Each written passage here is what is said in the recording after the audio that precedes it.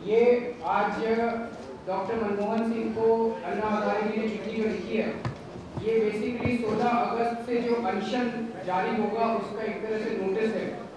और उसमें उन्होंने लिखा है कि क्या क्या हम लोगों की मांगे हैं, उसकी चिट्ठी की कॉपी आप लोगों को सर्कुलेट कर रहे हैं। वो चिट्ठी बहुत इंपॉर्टेंट है, इसीलिए मैं मनीष से रिक्वेस्ट करूंगा कि वो चिट्ठी बहुत डिटेल में आपको पढ़ के सुनाएं। अन्ना जी ने लिखा है कि मैं जब 5 अप्रैल को अनशन पर बैठा था तो आपकी सरकार संयुक्त समिति बनाने के लिए तैयार हो गई थी। हम बड़ी उम्मीद और पूरी ईमानदारी के साथ संयुक्त समिति में शामिल हुए थे। चूँकि पूरा आंदोलन जन लोकपाल को लेकर था, हमको उम्मीद थी कि संयुक्त समिति जन लोकपाल बिल की कुछ छोटी मोटी बातों को छोड़कर बाकी सारी बातें मान लेगी। दुर्भाग्यवश 2 महीने चली इन बैठकों के बाद आज हम वहीं खड़े हैं जहां 5 अप्रैल को खड़े थे जब अनशन चालू हुआ था। 5 अप्रैल को भी 2 ड्राफ्ट थे, एक जन लोकपाल बिल था और दूसरा सरकारी ड्राफ्ट था। आज भी 2 ही ड्राफ्ट हैं। सरकारी लोकपाल बिल का जो मसौदा संयुक्त समिति के 5 मंत्रियों ने प्रस्तुत किया है वो देश के साथ एक मजाक है। सरकारी लोकपाल बिल का दायरा इतना छोटा रखा गया है कि उसमें आम आदमी से जुड़े किसी तरह के भ्रष्टाचार का मुद्दा नहीं आता। पंचायत के कामों में भ्रष्टाचार, गांव के राशन की चोरी, भुखमरी का जीवन जी रहे मजदूरों की नरेगा मजदूरी की चोरी, एक आम आदमी से जुड़े किसी भी भ्रष्टाचार को सरकारी लोकपाल बिल के दायरे में जगह नहीं दी गई है। सरकार दावा करती है कि लोकपाल केवल बड़े स्तर का भ्रष्टाचार देखेगा। वहाँ भी सरकारी दावा खोखला नजर आता है, क्योंकि पिछले दिनों सामने आया कि कोई भी घोटाला सरकारी लोकपाल के दायरे में आता नहीं है। जैसे आदर्श घोटाला, कॉमनवेल्थ घोटाला, खाद्यान्नों का घोटाला, रेड्डी ब्रदर्स का घोटाला, ताज कॉरिडोर घोटाला, झारखंड मुक्ति मोर्चा घोटाला, कैश फॉर वोट घोटाला, चारा घोटाला, कर्नाटक के भूमि घोटाले, इनमें से कोई भी सरकारी लोकपाल बिल के दायरे में नहीं आता है। ऐसे में एक बहुत बड़ा सवाल उठता है कि सरकारी लोकपाल बिल के दायरे में आखिर आता क्या है। क्या सरकारी लोकपाल बिल दिखावा बनकर नहीं रह जाएगा? अभी तक सरकार की यही नीति रही है कि नई नई संस्थाएं बना दो, लेकिन उन्हें कोई अधिकार और शक्ति नहीं दो। सरकारी लोकपाल भी उसी तरह की संस्था बनने जा रही है जिसके पास न अधिकार होंगे और न शक्ति होगी।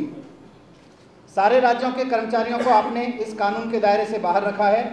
हमारा कहना है कि केंद्रीय कर्मचारियों पर निगरानी रखने के लिए लोकपाल बनाया जाए और इसी कानून के तहत हर एक राज्य में लोकायुक्त बनाए जाएं। प्रणब मुखर्जी साहब ने मीटिंग में कहा था कि राज्यों के मुख्यमंत्री इसके लिए तैयार नहीं हैं।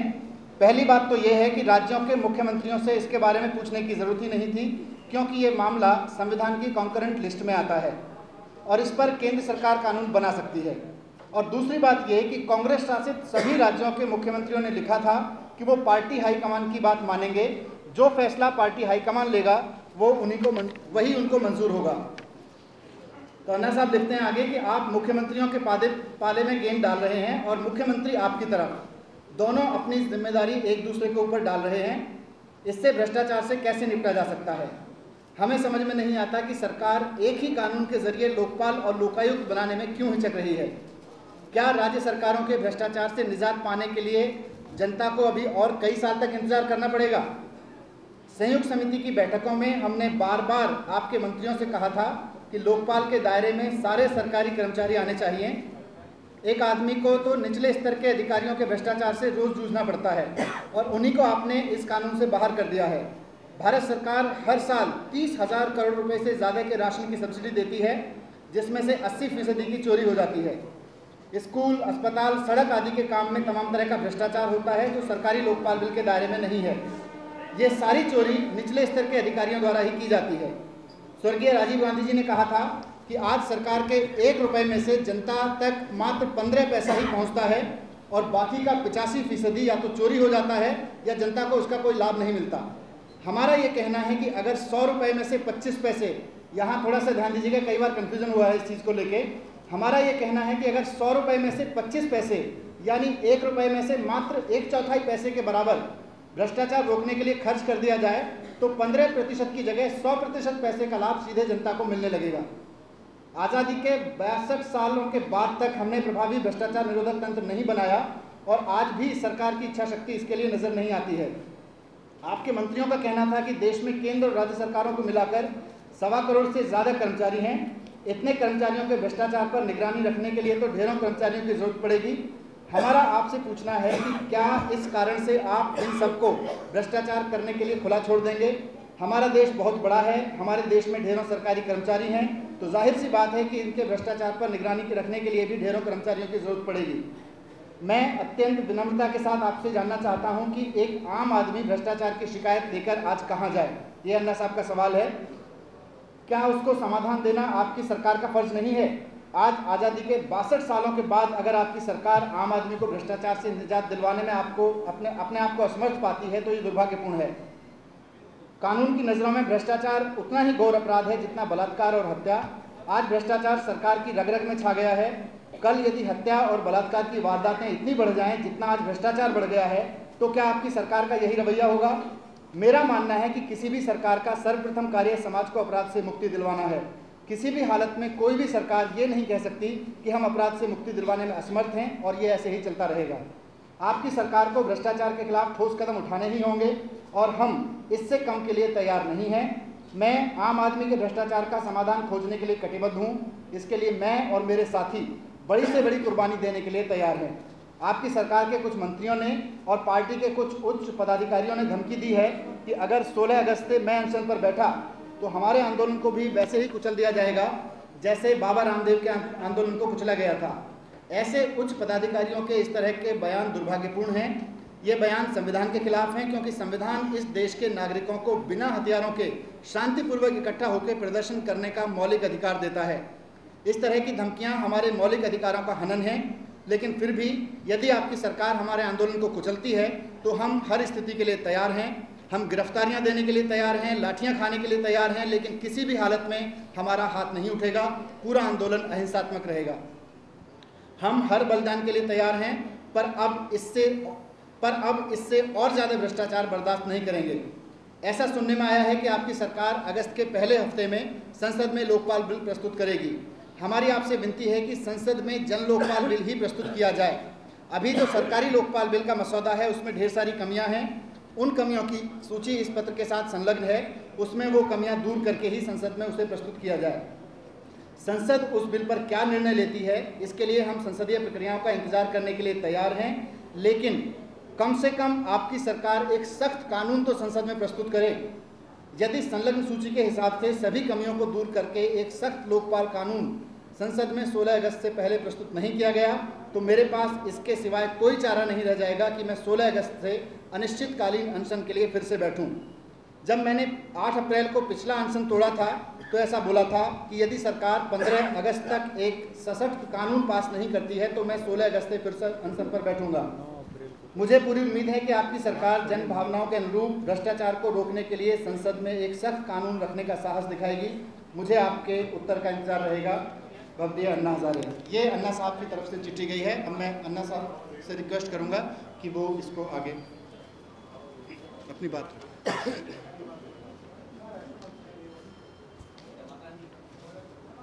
पंतप्रधान जी से हम लोग जो अभी लेटर लिखा है, कई मुद्दों पर इसके पहले भी हम लोग चर्चा करते आए हैं, लेकिन 16 तारीख को जब हमारा जंतर मंतर पर अनशन शुरू होगा उसके बारे में हम गवर्नमेंट को अभी तक लिखा नहीं था। इसके कारण पंतप्रधान को जानबूझकर ये पहले हम लिख रहे हैं कि हमारा आंदोलन किस लिए है, किन मुद्दों पर है। ये सब मुद्दे हम लोग लिखे हैं और उसमें ये भी लिखा है जो अभी पढ़ा गया कि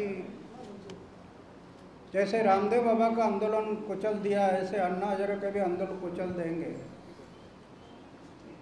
तो ये तो लोकशाही में ऐसी बातें सरकार की तरफ से करना या सरकार के कोई प्रतिनिधि करना ये बात ठीक नहीं है। संविधान ने हर नागरिक के लिए अधिकार दिए हैं। अन्याय अत्याचार होता है तो हर नागरिक अपना अनशन या मोर्चा धरना ऐसे आंदोलन कर सकता है। ऐसे स्थिति में कुचल देंगे ये बात ठीक नहीं है। हम लोग तो अपना जीवन कुर्बान किया देश के लिए और शरीर में प्राण है तब तक हम लड़ते रहेंगे, इसमें कोई संदेह नहीं। लेकिन सरकार ने ऐसी बात करना ये ठीक नहीं। ये पंतप्रधान जी से हम जानबूझकर इस लेटर में लिखा है। तो इन सब बातों के लिए हम 16 तारीख को जो जंतर मंतर पर अनशन करने जा रहे हैं। दूसरी बात ये है कि जैसे कपिल सिब्बल बार बार जो बातें रखे हैं कि हम ये नहीं करेंगे, वो नहीं करेंगे। लोकशाही है, गणतंत्र है, प्रजातंत्र है। इस प्रजातंत्र में, गणतंत्र में प्रजा क्या कह रही है इसके तरफ देखना पड़ेगा। आप इंडिविजुअल कोई बात रखने से इसके लिए इतना महत्व नहीं है। जनता सबसे बड़ी है। इसलिए हम लोग कपिल सिब्बल के मतदार संघ में जनमत आजमाने का भी कोशिश शुरू किया है। उनके मतदार संघ में हर घर में लोगों की राय क्या है, हम लोग क्या कह रहे हैं, सिविल सोसाइटी क्या कह रही है और कपिल सिब्बल क्या कह रहे हैं, आपको क्या लगता है इसमें, आपकी राय दे दो। तो जब ये लाखों लोग अपनी राय दे देंगे तब हम इस सरकार को और कपिल सिब्बल को बताएंगे कि ये है गणतंत्र, ये है प्रजातंत्र। आपने हुकुमशाही के नाते कोई भी बात कहना ठीक नहीं। सरकार का आदमी कोई वो मालिक नहीं है इस देश का, वो सेवक है। जनता ने सेवक बोलकर भेजा है उसको। तो ये अभी हम लोग जारी किया है। जल्दी से जल्दी उसका भी सर्वे पूरा हो जाएगा, शायद इस 8-10 दिन में। और उसमें से फिर हम ये तय करेंगे कि दिखाएंगे सरकार को कि जनता क्या कह रही है। आप लोकशाही को मानते हैं, जब लोकशाही को मानते हैं तो जनता क्या कह रही है इसके तरफ आपको देखना पड़ेगा। तो वो भी सर्वे हम लोग शुरू किया है सिविल सोसाइटी के माध्यम से। तो मैं इस वक्त ज़्यादा ना कहूँगा कि मैं तो यही कहना था कि ये लेटर हम लोग पंतप्रधान जी से क्या लिखा है आप सबको समझ में आ जाए। और दूसरा है कि ये कपिल सिब्बल के मतदार संघ में हम लोग जनमत जो आजमा रहे हैं, जनता क्या कह रही है, ये भी सामने आना चाहिए। इसलिए हम लोग ये कोशिश कर रहे हैं। तो मैं ज़्यादा ना करते प्रशांत भूषण जी इसके बारे में और 16 अगस्त को अगर अनशन शुरू होगा अन्ना साहब का जंतर मंतर पर, तो उसके लिए जैसे अन्ना जी ने बताया कि सरकार के कई मंत्रियों ने, कांग्रेस के कुछ लीडर्स ने ऐसे बयान दिए हैं कि हम इसको होने नहीं देंगे, कुचल देंगे वगैरह वगैरह। हम लोगों ने दिल्ली पुलिस को इसकी इत्तला दे दी है और ये इत्तला उनको एक पत्र के ज़रिए 15 तारीख को दे दी गई थी। उसके जवाब में दिल्ली पुलिस ने 15 ही तारीख को एक चिट्ठी लिखी है जिसमें ये लिखा है कि the Supreme Court has laid down certain guidelines for holding dharna, demonstration, procession, rally, march, meeting by any organization. As per these directions, you have to submit an undertaking before proceeding to hold dharna, demonstration, procession, rally, march, meeting in the area falling under the jurisdiction of New Delhi district. Without such undertaking, you will not be allowed to organize and hold the proposed dharna, demonstration, procession, rally, march, meeting in New Delhi district. You are therefore requested to submit the undertaking in the office of the Commissioner of Police as well, well in advance. The pro forma of the undertaking is enclosed. उस undertaking में उन्होंने ये लिख रखा है कि I have obtained no objection certificate from the land owning authority with regard to holding rally meeting, और उसको enclose करने के लिए लिखा है। यानी कि दिल्ली पुलिस ये कह रही है कि देखिए पहले आप लैंड ओनिंग एजेंसी यानी कि एनडीएमसी से परमिशन लेकर आइए, कि आप यहाँ पर, कि वो आपको पहले परमिशन दें कि आप यहाँ पर अनशन कर सकते हैं, और अगर वो परमिशन ना दें या आप परमिशन ना लेकर आएँ तो आपके अनशन को हम गैर कानूनी मानेंगे और नहीं होने देंगे। ये सुप्रीम कोर्ट के कई फैसलों के बिल्कुल खिलाफ है, लोकतंत्र के खिलाफ है, संविधान के खिलाफ है, सुप्रीम कोर्ट के कई फैसलों के खिलाफ है। सुप्रीम कोर्ट ने कई फैसलों में ये बोला है कि लोकतंत्र में हर नागरिक का मौलिक अधिकार है कि वो सरकार के खिलाफ प्रदर्शन कर सके, जुलूस निकाल सके, धरना कर सके, अनशन कर सके। खासकर अनशन में तो आप किसी को कोई तकलीफ दे ही नहीं रहे हैं, आप सिर्फ ये अपना विरोध सरकार के खिलाफ बिल्कुल अहिंसक तरीके से, बिल्कुल शांत तरीके से व्यक्त कर रहे हैं। उसके लिए भी ये कहना कि भाई आप पहले से परमिशन लीजिए, ये बिल्कुल संविधान के खिलाफ है, क्योंकि हर नागरिक का मौलिक अधिकार है कि वो ये सब कर सके।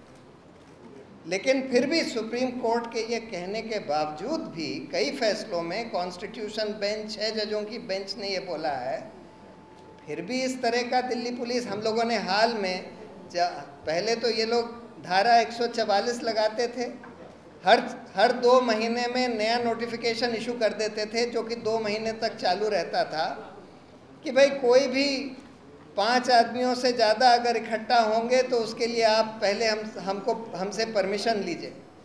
उसको हम लोगों ने चुनौती दी थी भोपाल गैस विक्टिम्स की तरफ से दिल्ली हाई कोर्ट में, और दिल्ली हाई कोर्ट ने जब दिल्ली पुलिस से ये पूछा कि भाई आप किस कानून के तहत ये कर रहे हैं, सुप्रीम कोर्ट के फैसले हैं जो कहते हैं कि आप ये नहीं कर सकते, तब दिल्ली पुलिस ने हलफनामा देकर ये बोला कि हम धारा 144 के नोटिफिकेशंस को अब विड्रॉ कर रहे हैं, आगे से ये नहीं किए जाएंगे।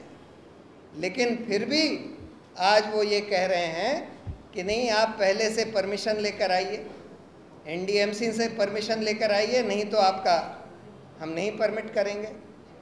तो ये बिल्कुल संविधान के खिलाफ है। अगर वैसे तो खैर उन्होंने बात करने के लिए बुलाया है, हम लोग बात करने के लिए जाएंगे, एनडीएमसी को भी अप्लाई कर देंगे, लेकिन अगर मान लीजिए कोई भी ऐसा लगा कि वो अड़चन लगा रहे हैं, तब फिर हमको सुप्रीम कोर्ट में जाने के लिए मजबूर होना पड़ेगा, और सुप्रीम कोर्ट को हम लोग बताएंगे कि देखिए इस तरह से संविधान की धज्जियां उड़ाई जा रही हैं, लोगों के लोकतांत्रिक हकों की हत्या करी जा रही है, और अनशन के लिए भी बैठने नहीं दिया जा रहा।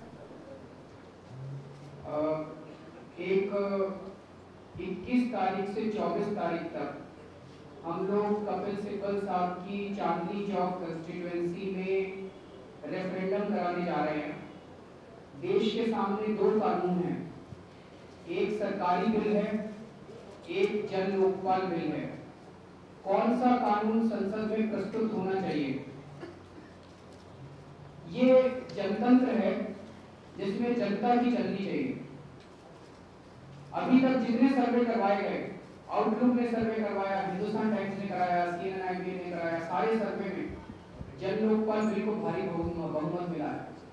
लेकिन आप कह सकते हैं कि सर्वे जो है वो सैंपल सर्वे होते हैं, 2000, 3000, 4000 लोगों का एक छोटा सा सैंपल होता है। लेकिन हमने सरकार से कई बार कहा कि ये कानून बहुत महत्वपूर्ण कानून है, और ये कानून उन लोगों को पास करना है, उनमें से कुछ लोगों के, अगर सख्त कानून आता है तो कुछ लोगों के स्वार्थ खराब होंगे, जिन लोगों को ये कानून पास करना है। हमारे को पता है कि अभी 4 लोग सांसद जेल में भ्रष्टाचार के आरोप में हैं। 150 से ज्यादा सांसद ऐसे हैं जिनके ऊपर गंभीर और संगीन मामले अपराध चल रहे हैं। तो क्या ऐसे लोग सख्त लोकपाल बिल के बारे में उसकी सहमति देंगे? ये प्रश्न देश के सामने खड़ा होता है। तो इसीलिए इसमें बहुत जरूरी है कि जनता की राय ली जाए। हमने कहा था रेफरेंडम कराइए, सरकार रेफरेंडम के लिए तैयार नहीं है। तो चूंकि कपिल सिब्बल साहब सरकार की तरफ से लोकपाल बिल के लिए सरकार का चेहरा है, उनकी कंस्टिट्यूएंसी में हम लोग उनके टोटल 14 लाख वोटर हैं, उन सब वोटर्स तक पहुंचने की कोशिश की जाएगी और लगभग 7 लाख सर्वे के फॉर्म्स बनाए गए हैं। उन 7 लाख फॉर्म्स को घर घर में जाके बांटा जाएगा। चूंकि एक आरोप ये लग सकता है कि जो लोग फॉर्म बांट रहे हैं वो निष्पक्ष नहीं है, इसीलिए वो केवल फॉर्म देके आएंगे, क्वेश्चन नहीं बनवाएंगे और 2 दिन के बाद जाकर उन लोगों से फॉर्म लेके आएंगे और उन सारे फॉर्म्स को कंप्यूटर के अंदर डाला जाएगा। ये OMR स्कैनिंग के थ्रू होगा, हम लोग उसकी कंपाइलेशन नहीं करेंगे। उसमें सवाल क्या है? उसमें 8 सवाल पूछे गए हैं और उसमें एक है कि PM इसके दायरे में आने चाहिए कि नहीं। और अगर आप सवालों के आज अनफॉर्चुनेटली हम लोग वो हमारी वेबसाइट के ऊपर दिया हुआ है, आप हमारी वेबसाइट से डाउनलोड कर सकते हैं। जो 8 सवाल हैं उसमें पूरे निष्पक्ष तरीके से दोनों बातों को रखा गया, सरकार क्या कह रही है और हम क्या कह रहे हैं, और जनता से पूछा गया कि जनता को क्या कहना है। अगर जनता भारी बहुमत से ये कहती है कि अन्ना हजारे साहब के बिल की बातें हमें मंजूर है, तो हम लोग कपिल सिब्बल जी से ये जानना चाहेंगे कि उनका धर्म क्या कहता है। एक सांसद के रूप में उनका धर्म ये कहता है कि वो जनता के रिप्रेजेंटेटिव के रूप में जनता की बात को सामने रखें, जनता की बात का समर्थन करें, या पार्टी हाईकमांड की बात माने। पार्टी हाईकमांड कहती है कि एक कमजोर लोकपाल बिल आना चाहिए, जनता कहती है कि एक सख्त लोकपाल बिल आना चाहिए। तो एक सांसद का धर्म क्या कहता है, ये हम उनसे पूछना चाहेंगे। लेकिन एक बार ये सर्वे हो जाए तो 21 तारीख से 24 तारीख की तक में हम मीडिया के सारे साथियों को इन्वाइट करते हैं कि वो वहाँ पे घूम के वॉलंटियर्स के साथ जा सकते हैं। ये हमारे वॉलंटियर्स नहीं है, ये हमारा कार्डर नहीं है, हमारे पास कोई कार्डर नहीं है, ये इस देश की जनता है। इस देश की जनता इस देश का ये रेफरेंडम कर रही है, घर घर में जाकर रेफरेंडम कर रही है और जनता से पूछेगी। और हमें उम्मीद है कि 26 या 27 तारीख तक हम इसका जो भी निर्णय होगा वो आप तक पहुंचाने की कोशिश करेंगे। आज हम इस देश के लोगों से भी आह्वान करते हैं कि वेबसाइट से डाउनलोड करके जहां जहां जो लोग अपने अपने सांसदों की कंस्टिट्यूएंसी में इस तरह का रेफरेंडम कर सकते हैं, करवा सकते हैं, वो इसके जरिए जनता की एजुकेशन भी बहुत अच्छी होगी। उन सब लोगों को अपनी अपनी कंस्टिट्यूएंसी में इस तरह का रेफरेंडम कराना चाहिए। ऐसा एक रेफरेंडम साथियों मुंबई में सारी कॉन्स्टिट्यूएंसी पार्लियामेंट की सारी कॉन्स्टिट्यूएंसी में हुआ। ऐसा रेफरेंडम इंडिया अगेंस्ट करप्शन के सारे हजारों वॉलंटियर्स गए और उन्होंने एक ऐसा रेफरेंडम किया ऑलरेडी। सो महाराष्ट्र की सारी जो MPs की कॉन्स्टिट्यूएंसीज थी मुंबई में, महाराष्ट्र नहीं मुंबई की कॉन्स्टिट्यूएंसीज में ऐसा सर्वे हुआ है और उसमें सर्वे के उन्होंने भी इसी तरीके से एक इंडिपेंडेंट सर्वे किया और उसी तरीके से इसको साइंटिफिकली एनालाइज किया। आप हैरान होंगे कि एवरेज 95% निकली है। 95% लोग कह रहे हैं हमें वो बिल चाहिए जो जन लोकपाल बिल ने बनाया है। उन्होंने कहा है कि प्रधानमंत्री उसके अधीन आने चाहिए, 2-2 प्रणाली नहीं बननी चाहिए, CBI वापस जब आप लोकपाल बिल बना रहे हैं तो लोकपाल में वो जो एंटी करप्शन विंग CBI का उसमें आना चाहिए, जुडिशरी भी आना चाहिए, उन्होंने सब आम आदमी आना चाहिए, आम आदमी को राहत मिलनी चाहिए। जो 90 इसकी एवरेज निकली है 95%। अब वो महाराष्ट्र वाले क्या कर रहे हैं, मुंबई वाले क्या कर रहे हैं, अपना अपना रिजल्ट लेके हर अपने अपने MP के पास जा रहे हैं और ये कहने के लिए कि हमारी ये आवाज़ है, हमारी आवाज़ वहाँ पार्लियामेंट तक पहुँचाइए। और अब आप पार्टी के ऊपर ये मत आकर कह दीजिए कि हमें पार्टी का आदेश था। ये आपने अगर हमारे पास वापस आना है वोट लेने तो फिर हमारी आवाज़ पार्लियामेंट तक पहुँचाइए। तो मैं आपको बताना चाहती थी कि ये रेफरेंडम जो चांदनी चौक में किया जा रहा है ये तो बेमिसाल है, ये तो बेमिसाल है क्योंकि एवरी सेकंड वोटर के पास जा रहा है। लेकिन जो महाराष्ट्र जो मुंबई का था ये एक इंटेंसिव सर्वे था, ओवर 1 लाख वोटर्स का, 1 लाख लोगों को मिले जिसमें रूरल भी, अर्बन भी, शहर वाला भी, दूसरा भी, मकान वाला भी, खोंचे वाला भी, सड़क पे सोने वाला भी, अक्रॉस द बोर्ड उन्होंने किया। उसकी 95% सर्वे ये ऑलरेडी ये भी वेबसाइट्स पर अवेलेबल है। सो ये जो कपिल सिब्बल जी का ये जो कॉन्स्टिट्यूंसी का है, ये तो बेमिसाल है, क्योंकि ये इसका जो रिजल्ट होगा ये पूरा प्रिडिक्टिव होगा स्टैटिस्टिकली, क्योंकि ये नहीं कह सकते कि ये सैंपल सर्वे था।